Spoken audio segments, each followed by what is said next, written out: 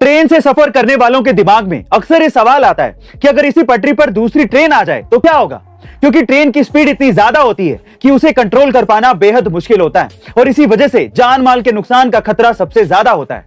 इसी नुकसान को रोकने के लिए हमारे रेल मंत्री अश्विनी वैष्णव ने एक ऐसी तकनीक कवच का ट्रायल करवाया, जहां खुद एक तरफ रेल के इंजन में रेल मंत्री अश्विनी वैष्णव थे तो दूसरी ट्रेन में अन्य रेलवे अधिकारी।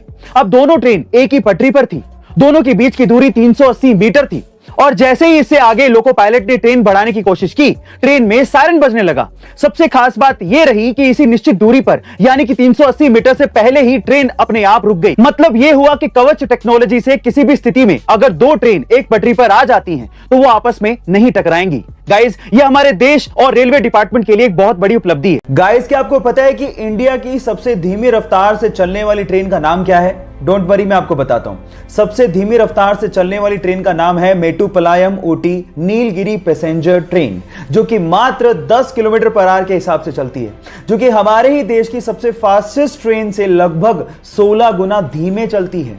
अब आप लोग सोच रहे होंगे कि इससे बढ़िया तो मैं पैदल ही निकल जाऊं, लेकिन ये ट्रेन इसलिए इतना धीमे चलती है क्योंकि ये ट्रेन पहाड़ों से होकर निकलती है। लेकिन जब आप इसकी सवारी करेंगे और बाहर का नजारा देखेंगे तो आप इतने मंत्रमुग्ध हो जाएंगे कि आप लोग ये शुक्र मनाएंगे कि ये ट्रेन इतना धीमे चलती है। क्या आपको इसके पहले तक इफेक्ट पता था? और अगर नहीं पता था तो चैट सेक्शन में लिखना मत भूलिएगा।